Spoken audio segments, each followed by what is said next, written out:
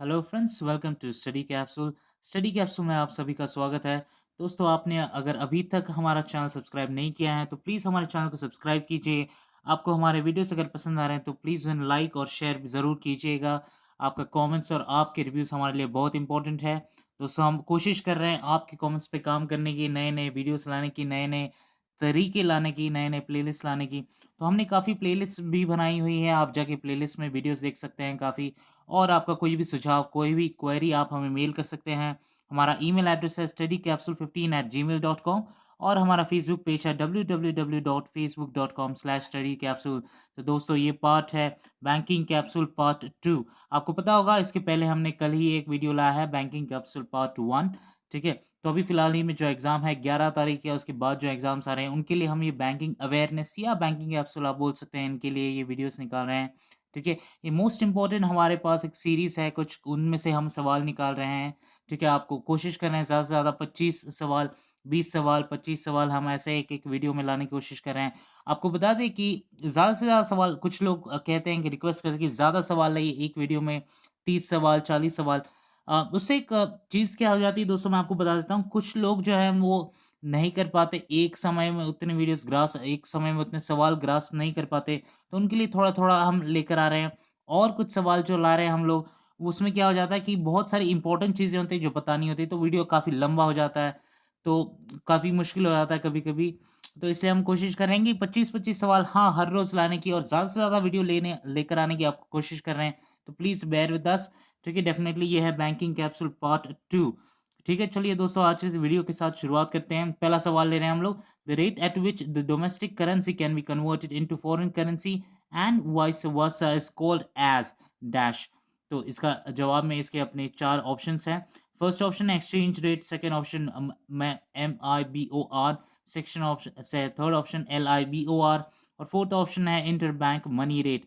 ये जो है, अब इसमें आपको बता देता हूँ, सबसे पहले इसका आंसर मैं आपको बता देता हूँ। इसका आंसर है exchange rate, the rate at which the domestic currency can be converted into foreign currency and vice versa is called as exchange rate, ठीक है? इसके अलावा ये जो 3 ऑप्शंस हैं इनका थोड़ा-सा मैं डिस्क्रिप्शन बता देता हूँ। जो सेकंड ऑप्शन है मीबोर या MIBOR, इसका फुल फॉर्म है Mumbai interbank offered rate, the interest rate at which banks can borrow funds in marketable size from other banks in the Indian interbank market. That is the definition of MIBOR, ठीक है? LIBOR का जो full form है मैं आपको बता देता हूँ, लंदन इंटरबैंक ऑफर्ड रेट, ठीक है? या फिर इसको ICE लिबोर भी कहा जाता था। इसका मतलब इंटरकॉन्टिनेंटल एक्सचेंज लिबोर, ठीक है? Is a benchmark rate that some of the world's leading banks charge each other for short term loans. मतलब जो इंटरनेशनल बैंक्स हैं, जो एक दूसरे से अगर कोई लोन ले रहे हैं, लोन शॉर्ट टर्म लोन ले रहे हैं, तो उनके लिए एक दूसरे को जो चार्ज करते हैं, उसे आइस लिबोर कहा जाता है या फिर लिबोर कहा जाता है, ठीक है? MIBOR या मीबोर जो है वो इंडिया के लिए है। इंडिया में जो बोरो फंड्स होते हैं, बैंक्स अब एक दूसरे में जो वो फंड्स बोरो करते हैं उसको कहा जाता है, ठीक है? और इंटरबैंक मनी रेट जो है वो, the interbank rate is the rate of interest charged on short term loans made between banks. मतलब ये जो लोन जो इंटरचेंज होता है, एक्सचेंज होता है या फिर जो लोन लिया जाता है बैंक्स के बीच में, उनके ऊपर जो इंटरेस्ट चार्ज होता है उसे इंटरबैंक मनी रेट कहा जाता है। ठीक है, चलिए आगे बढ़ते हैं। इसके साथ दूसरे सवाल की तरफ। दूसरा सवाल है हमारा, if a bank returns a cheque unpaid it is called as. इसके 4 ऑप्शंस है, drawing of the cheque, second option dishonour of the cheque, third option payment of the cheque और D is cancelling of the cheque. इसका जवाब मैं आपको बताता हूँ। इसका जवाब है डिसऑनर ऑफ द चेक, ठीक है? If a bank returns a cheque unpaid it's called as dishonour of the cheque. अब बैंक में आप चेक लेकर जा रहे हैं, चेक में कुछ गलती हो गई, डेट यहाँ-वहाँ हो गई या सिग्नेचर थोड़ा मैच नहीं कर रहा, तो बैंक आपको चेक रिटर्न कर देती है, कहती है कि ये चेक नहीं माना जाएगा या चेक पे कोई क्रॉस साइन या कुछ भी ऐसा इनको जो फिशी लगता है, उसके लिए बैंक चेक रिटर्न कर देती है, ठीक है? तो उसे कहा जाता है डिसऑनर ऑफ द चेक, ठीक है? तो चलिए आगे बढ़ते हैं हमारे तीसरे सवाल की तरफ। तीसरा सवाल है, who is the chairman of the committee constituted by RBI to study issues and concerns in the microfinance institution which are also called as MFI sectors। तो इसके 4 ऑप्शंस हैं, एम दामोदरन, सी रंगराजन, सी सी ऑप्शन है डॉक्टर के सी चक्रबोर्ती और डी ऑप्शन है YH मालेगम। तो इसका answer मैं आपको बताता हूँ, इसका आंसर है डी YH मालेगम, ठीक है? आगे बढ़ते हैं। Fourth question, when the rate of inflation increases then what happens. इसके 4 ऑप्शंस है, amount of money circulation decreases, B purchasing power of money decreases, C value of the money increases, और D purchasing purchasing power of money increases. तो इसका simple एक इसका थोड़ा-सा explanation बता देता हूँ। जब रेट ऑफ इन्फ्लेशन जब महँगाई बढ़ जाती है, तो उस समय क्या होता है? तो अगर आप इसको सीधे-सीधे पढ़ेंगे, थोड़ा-सा इवैल्यूएट करेंगे, थोड़ा-सा हिंदी में ट्रांसलेट भी कर लेंगे खुद के लिए, सिंपल हो जाएगा। तो इसका सीधा-सीधा मैं आपको आंसर बता देता हूँ, option B, purchasing power of money decreases. For an example आपको मैं बता देता हूँ, अगर आप पहले ₹3000 में अगर आप 1 ग्राम सोना खरीद रहे थे, ठीक है? जिसका सोने का जो रेट है, अगर 3000 में 1 ग्राम आ रहा था, अगर महँगाई जब बढ़ जाती है, तो 3000 रुपए में आप शायद 0.8 ग्राम्स आप सोना खरीद पाएँगे। तो उससे क्या हो गया, परचेसिंग पावर जो होगी पैसे की, वो कम हो गई। उतने पैसे में अब कम रुपया आ रहा है, या अगर आप ₹100 का एक 1 किलो कुछ गेहूँ 1 किलो गेहूँ ले रहे थे, या फिर 1 किलो राइस राइस ले रहे थे, तो आप पहले ले रहे थे 1 किलो, अब ₹100 में वो 800 ग्राम या फिर 700 ग्राम आ रही है अभी, क्योंकि महँगाई बढ़ गई है। तो परचेसिंग पावर ऑफ मनी डिक्रीज़ेज़, ये इसका आंसर होगा। ठीक है, चलिए आगे बढ़ते हैं 5th क्वेश्चन की तरफ। Which of the following is a characteristic of a capital market instrument? इसके 4 ऑप्शंस हैं, लॉन्ग मैच्योरिटी, मार्केटेबिलिटी, लिक्विडिटी, और D all of the above. तो इसका आंसर मैं आपको बताता हूँ, ये सारे के सारे जो हैं, which of the following is characteristics of the capital market instrument? तो long maturity, marketability and liquidity, all of these are. तो इसका आंसर हो गया option D, all of the above. ठीक है, चलिए आगे बढ़ते हैं। इसके साथ आपको थोड़ी बहुत चीज़ें और भी बता देना चाहूँगा मैं। आप जैसे-जैसे पढ़ रहे हैं, अब हमारे कुछ वीडियोज़ हैं, काफ़ी सारी वीडियोज़ हैं, इंटरलिंक्ड हैं। इंटरलिंक का मतलब मैं आपको बता देता हूँ कि एग्ज़ाम्स में सारे सेक्शन आपको जैसे बता सारे ही इंपॉर्टेंट हैं, तो आपने बाकी वीडियोज़ देखे होंगे, तो भी एग्ज़ाम में जाने से पहले एक बार थोड़ा-सा एक ब्रश अप अगर आप कर लेंगे, खुद के स्टडीज़ पे, हमारे वीडियोज़ पे अगर आप हल्के से एक बार एक नज़र घुमाएँगे, तो आपकी काफ़ी मदद हो जाएगी। ठीक है, काफ़ी वीडियोज़ इंटरलिंक्ड होते हैं, तो आपको इसमें ना समझ आए, कुछ टॉपिक्स हैं, कुछ टर्म्स जो है वो इसमें ना समझ आए, तो आपको बाकी वीडियोज़ में उसका एक्सप्लेनेशन ज़रूर मिल जाएगा। ठीक है, चलिए आगे बढ़ते हैं छठे सवाल की तरफ। T bills are the financial instruments initially sold by dash to raise funds. इसका मैं आपको बता दूँ, टी-बिल सबसे पहले क्या होता है, ट्रेज़री बिल होता है। टी-बिल मतलब treasury bill. Treasury bills are instrument of short-term borrowing by the government of India, issued as promissory notes under discount. The interest received on them is the discount, which is the difference between the price at which they are issued and their redemption value. ठीक है, तो इसका मतलब क्या है, T bills जो होते हैं वो प्रोमिसरी नोट होता है अंडर डिस्काउंट, जो विच इज बोरिंग, मतलब एक इंस्ट्रूमेंट होता है of short term borrowing by the government of India. ठीक है, तो इसका एक्सप्लेनेशन अगर आप गूगल करेंगे तो भी मिल जाएगा, या फिर आपको एक एक्सप्लेनेशन हम इसमें इसका डिस्क्रिप्शन में भी देंगे। ठीक है, ताकि आपको जल्दी से पता चल जाए इसका मतलब क्या है। ठीक है, T bills are the financial instruments initial sold by, तो इसका जवाब है द गवर्नमेंट। ठीक है, चलिए आगे बढ़ते हैं हमारे 7वें सवाल की तरफ। Money lent for more than 1 day but less than 15 days in the money market is known as. First option notice money, second option term money, third option call money, fourth option none of these. इसका मैं आपको बता देता हूँ, इसका answer है first option notice money. Money lent for more than 1 day but less than 15 days in the money market is known as notice money. ठीक है, नोटिस मनी इसको कहा जाता है। जैसे आपको पिछले वीडियो में हमने बताया था कि कॉल मनी क्या होता है। Call money is borrowing for और lending of funds for 1 day. ठीक है, और टर्म मनी भी है। Term money refers to borrowing और lending of funds for period exceeding 14 days. 14 days 15 days से ज़्यादा जो होता है, उसको टर्म मनी कहा जाता है। ठीक है, चलिए आगे बढ़ते हैं 8वें सवाल की तरफ। Among the following types of institutions which operate in the call money market as only as a lender. ठीक है, इसके 4 ऑप्शंस है, primary dealers, insurance companies, commercial banks और private banks.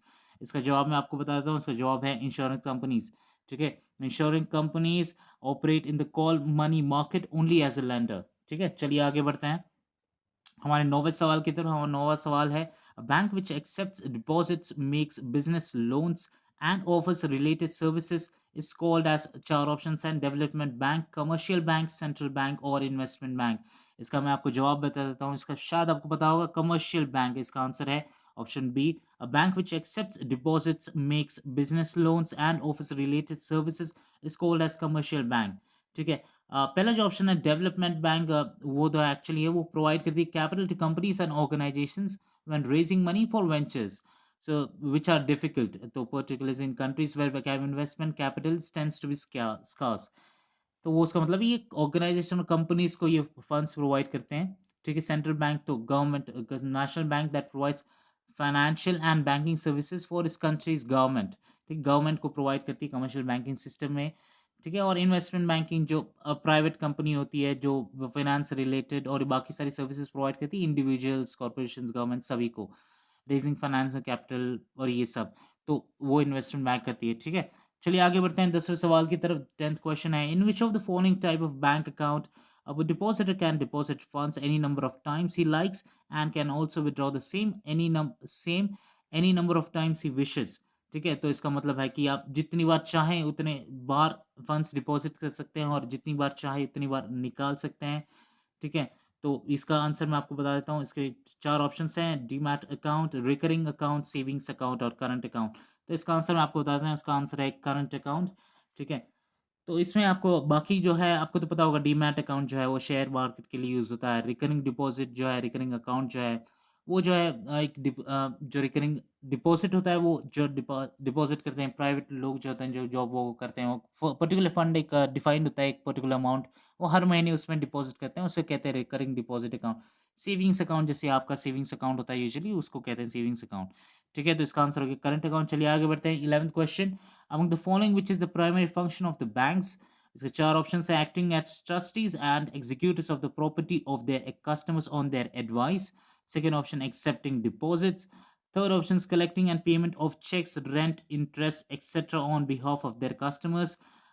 Last option buying and selling and keeping in safe custody the securities on behalf of their customers. तो सबसे पहले इसमें शायद आपको बहुत इजी सवाल है इसमें आपको पता चल गया होगा primary function of the banks क्या होता है। सो एक्सेप्टिंग डिपॉजिट ठीक है ऑप्शन बी हो गया। ठीक है चलिए आगे बढ़ते हैं 12वें सवाल की तरफ। What is the tagline of bank of Baroda. इसका जवाब अगर आपने पहले हमारे वीडियोस देखे होंगे तो आपको पता होगा इंडियाज इंटरनेशनल बैंक। यहाँ 4 ऑप्शन है India's multinational bank, world's local bank, international bank of India और इंडियाज इंटरनेशनल बैंक। इसका जवाब है डी इंडियाज इंटरनेशनल बैंक। इस पे हमारा एक वीडियो भी है banks their headquarters and their taglines जिसका भी लिंक आपको डिस्क्रिप्शन में मिल जाएगा या फिर आप हमारे वीडियोस में जाकर देख सकते हैं। ठीक है चलिए आगे बढ़ते हैं हमारे 13वें सवाल की तरफ। The commercial banking system in India consists of dash. तो इसके 4 ऑप्शंस है regional rural banks and cooperative banks. Second option scheduled and non scheduled banks. C option है nationalised banks and private sector banks और D option none of this. काफ़ी लोग इसमें confuse हो जाते हैं। ठीक है इसका सिंपल सा आंसर है आपको बता देता हूँ इसका आंसर है option B scheduled and non scheduled banks. ठीक है चलिए आगे बढ़ते हैं हमारे 14वें सवाल की तरफ। Tele banking service is based on dash इसके 4 ऑप्शंस है virtual banking, online banking, core banking और वॉइस बैंकिंग। तो इसका सवाल इसका टेली बैंकिंग टू सर्विस इसका शायद से आपको आंसर पता होगा। इसका आंसर है वॉइस बैंकिंग ऑप्शन डी। ठीक है telephone banking service is provided by bank और अदर फाइनेंशियल इंस्टीट्यूशन। वो जो है फ़ोन पर जो होता है ठीक है without the need to visit a bank branch और ऑटोमेटेड टेलर मशीन और एटीएम। ठीक है कुछ ट्रांज़ैक्शंस जो होते हैं वो फ़ोन से होते हैं, जैसे टेक्स्ट मैसेज से होते हैं, आपको पता होगा कुछ बैंक जो है प्रोवाइड करती है सर्विसेज़ आप टेक्स्ट मैसेज करके बैलेंस जान सकते हैं, बाकी चीज़ें कर सकते हैं, तो उसको कहते हैं टेली बैंकिंग। ठीक है, चलिए आगे बढ़ते हैं 15th क्वेश्चन की तरफ। सिस्टमैटिक इन्वेस्टमेंट प्लान्स मतलब SIPs are a customer centric facility provided by which of the following. ठीक है, इसके 4 ऑप्शंस हैं private banks, commercial banks, stock brokers and mutual funds. काफ़ी अपनी एड्स वगैरह देखते हैं अगर आप टीवी देखते हैं तो आपको पता होगा इसका आंसर है म्यूचुअल फंड्स। ठीक है mutual funds systematic investment plans जो होते हैं काफ़ी अच्छा होता है अगर आप कहीं जॉब कर रहे हैं या फिर आपके घर में कोई जॉब कर रहा है जिनको आप चाहते हैं बताना तो एसआईपी में इन्वेस्ट करना काफ़ी अच्छा होता है। ठीक है कुछ रिलेटेड अगर आप 1000 रुपये या फिर कुछ भी हो आपको जितना लगे आप अगर मंथली सेव करते हैं तो उससे काफ़ी अच्छा भी होता है उसमें रिस्क फैक्टर थोड़ा कम होता है तो काफ़ी अच्छा होता है एसआईपी में इन्वेस्ट करना। ठीक है तो चलिए आगे बढ़ते हैं हमारे 16 क्वेश्चन की तरफ। Non performing assets which are also called as NPS. Non performing assets are cost for CS concerns for banks. Why are these loans known as non performing. तो इसके 4 ऑप्शन है banks have to make provision for these loans in their balance sheet. Interest on these accounts are not charged. Recovery of banks funds are difficult or D all of the above। तो इसका मैं आपको बता देता हूँ example all of the above। इसमें क्या हो जाता है मैं आपको थोड़ा-सा एक एग्जांपल बताता हूँ। अगर आप बैंक में काम कर रहे हैं, ठीक है? समझिए आप अगर लोन डिपार्टमेंट में हैं, आपने किसी का लोन अप्रूव कर दिया, ठीक है? कि आपने देखा कि हाँ, काफ़ी अच्छा है, परफ़ॉर्मेंस काफ़ी टाइम से है वो आपके बैंक के साथ चलिए सब हिस्ट्री उनकी अच्छी है। अगर कल मानिए ऐसा कुछ हो जाता है कि वो किसी केस में अरेस्ट हो गए, मनी लॉन्ड्रिंग के केस में या किसी और केस में अरेस्ट हो गए, तो वो तो उनका जो मनी है, अगर उनको लोन दे दिया या आपने डिस्बर्स कर दिया, तो उनका मनी है जो वो लोन आपको वापस रिकवर करना बहुत मुश्किल हो जाता है, क्योंकि वो कितने टाइम के लिए जेल के अंदर रहेंगे, कितना टाइम उनको बिताना पड़ेगा वहाँ पर, ये बता नहीं सकते। तो उसकी रिकवरी काफ़ी मुश्किल हो जाती है, तो उसे कहा जाता है, ये एक एग्ज़ाम्पल होता है नॉन परफॉर्मिंग एसेट का, ठीक है? चलिए आगे बढ़ते हैं हमारे 17वें सवाल की तरफ। Banks has different interest rates for different loans products, to which rate are these interest links? तो इसके 4 ऑप्शन हैं, RBI administered rate, prime lending rate, base rate और बैंक रेट। इसका आंसर मैं आपको बता देता हूँ, इसका आंसर है सी, बेस रेट, ठीक है? अगर आपने हमारा आरबीआई रेट्स का एक वीडियो है, जो हमारा शायद सेकंड या थर्ड ही वीडियो था, तो उसमें हमने काफ़ी कुछ मेंशन करा हुआ है, उसमें सारे rates, bank rate, base rate, उसमें एमएसएफ, उसमें सीआरआर, ये सारे रेट्स के बारे में सब कुछ बताया गया है, काफ़ी डिटेल में, काफ़ी अच्छा एक्सप्लेनेशन है। आप वो भी जाकर देख सकते हैं, तो वो है बेस रेट। चलिए आगे बढ़ते हैं, हमारा 18th question, among the following which one is not decided by RBI? इसके 4 ऑप्शंस है, bank rate, second option reverse repo rate, third option base rate और चौथा ऑप्शन रेपो रेट। तो इसके आपको इसका आंसर बता देता हूँ, बेस रेट, सी इसका भी ऑप्शन है। चलिए आगे बढ़ते हैं हमारे 19 क्वेश्चन की तरफ। CRR refers to the share of dash that banks have to maintain with RBI of their net demand and time liabilities। तो इसका आंसर मैं आपको बता देता हूँ। इसके 4 ऑप्शन है, liquid cash, solid cash, forex reserves and gold. तो इसका आंसर है लिक्विड कैश, ठीक है? CRR refers to the share of liquid cash, मतलब लिक्विड कैश है जो banks have to maintain with RBI, bank को आरबीआई के साथ रखने पड़ते हैं as a reserve through their net demand and time liabilities, ठीक है? चलिए आगे बढ़ते हैं 20th क्वेश्चन की तरफ। The RBI has a sole right to issue bank notes of all denominations under which of the following act? तो इसके 4 ऑप्शन हैं, RBI act 1948, RBI act 1934, RBI act 1944 और आरबीआई एक्ट 1958। तो इसका आंसर शायद आपको पता होगा, इसका आंसर है RBI act 1934, answer option B. चलिए आगे बढ़ते हैं, 21st question, banks are allowed to sell which of the following third party products? तो इसके 4 ऑप्शंस हैं, mutual funds, credit cards, term deposits और गिफ्ट चेक्स। इसका आंसर है ऑप्शन ए, म्यूचुअल फंड्स, ठीक है? चलिए आगे बढ़ते हैं, question 22, when RBI raises the cash reserve ratio which is also called as CRR, when RBI raises CRR which of the following action will banks take? इसके 4 options हैं, bank have to decrease the deposit rates, banks are required to increase their lending to the priority sector, banks have to increase their lending and depositing rate, and or they have to deposit additional money with RBI as reserve money, ठीक है? तो इसका answer मैं आपको बता देता हूँ, इसका आंसर है option D, they have to deposit additional money with RBI as reserve money, ठीक है? जैसे आपको बताया, सीआरआर मतलब होता है कैश रिजर्व रेशियो, उसका मतलब होता है ये कि बैंक को सब सीआरआर होता है, वो परसेंट होता है एक बैंक के अमाउंट का या बैंक कैश का, जो उनको रिजर्व बैंक के साथ रखना पड़ता है, जो अगर आगे किसी चीज़ के लिए उनको ज़रूरत पड़े तो वो काम आ सकता है बैंक के, ठीक है? तो चलिए आगे बढ़ते हैं, इसका अब चलते हैं 23वें सवाल की तरफ, 23rd question, which among the following statements is correct about a soiled or mutilated note? अब soiled और mutilated note क्या होता है? तो जो नोट होती है, जब अक्सर हम यूज़ करते हैं, उनको खराब हो जाती है, जिन पर कुछ लोग लिखते हैं, कुछ लोग हाथ से खराब हो जाती है, तो काफ़ी बार यूज़ होने के बाद वो खराब हो जाती है। तो उसका क्या है कि which of the following statements is correct about soiled or mutilated note? इसके 4 ऑप्शंस हैं, banks are expected to offer this even to non-customers. Second option, the RBI has also authorized all commercial banks branches to treat certain notes in two pieces as a soiled notes and pay exchange value. Third option, all banks are authorized to accept soiled notes across their countries and pay exchange value. Last option, all of these. तो इसका हम आपको बता देता हूँ कि ये soiled और म्यूटिलेटेड है, ये सारी जगह बैंक को बताया गया है। They are offered to offer this service to even non customers, तो ये जो नॉन कस्टमर्स हैं उनको भी, अगर आप चाहें तो आपकी नोट का अगर ख़राब हो जाती है हल्की सी, या फिर आपको लगता है कि इसको चेंज करा लेना चाहिए, इसके बाद अगर किसी ने यूज़ करी तो शायद ये फट सकती है, ऐसा कुछ, तो आप बैंक में जाके उसको एक्सचेंज करा सकते हैं, ठीक है? चलिए आगे बढ़ते हैं, 24th question, foreign exchange reserves in India are kept in the custody of dash. इसका 4 ऑप्शन है, finance ministry, second option SEBI, third option overseas ministry, fourth option reserve bank of India और आरबीआई। तो इसका जवाब आपको शायद पता होगा, this is reserve bank of India, RBI, ठीक है? लेते हैं last question, 25th question of the day. To combat raising inflation RBI has to do which of the following activities. इसके 4 ऑप्शंस हैं। Increase reserve ratios, sell government securities, increase bank rate और D all of the above. तो to combat raising inflation RBI does increase reserve ratio, does sell government securities, does increase bank rate। तो सारे option सही हैं, तो इसका answer हो गया D all of the above. ठीक है, चलिए दोस्तों, thank you so much for watching our videos. दोस्तों आपके शेयर, आपके कमेंट्स हमें बहुत पसंद आ रहे हैं। आपके कमेंट्स, आपके क्वेरीज हमें बहुत अच्छे लगते हैं दोस्तों। हम आंसर करते हैं कि हम कोशिश करते हैं कि आप ज़्यादा से ज़्यादा आपके कमेंट्स को रिप्लाई कर सकें, आपकी क्वेरीज को रिप्लाई कर सकें, लेकिन थोड़ा समय लगता है दोस्तों। काफ़ी हम देखते हैं कि एक दिन में करीब-करीब 15, 20, 100, कभी-कभी 50 कमेंट्स आ जाते हैं एक दिन में। तो उतने कमेंट्स आते हैं तो सबको रिप्लाई कर पाना मुश्किल होता है। ठीक है, हम अब कोशिश कर रहे हैं एक्चुअली वीडियोज़ पे काम करने की, तो कमेंट्स को रिप्लाई करना शायद से मुश्किल हो जाए, लेकिन हम कोशिश करते हैं ज़्यादा से ज़्यादा रिप्लाई कर सकें, सबको अपडेट कर सकें। ठीक है दोस्तों, तो फिर भी अगर आपको कोई भी हो तो प्लीज़ कमेंट्स में मेंशन कीजिए, आप हमें मेल कीजिए या फिर फेसबुक पेज पे कमेंट कीजिए। ठीक है दोस्तों, thank you so much for watching this video friends.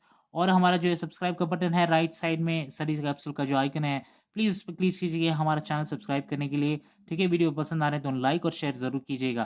Thank you so much for watching the video friends. We hope you have a wonderful day ahead. Take care.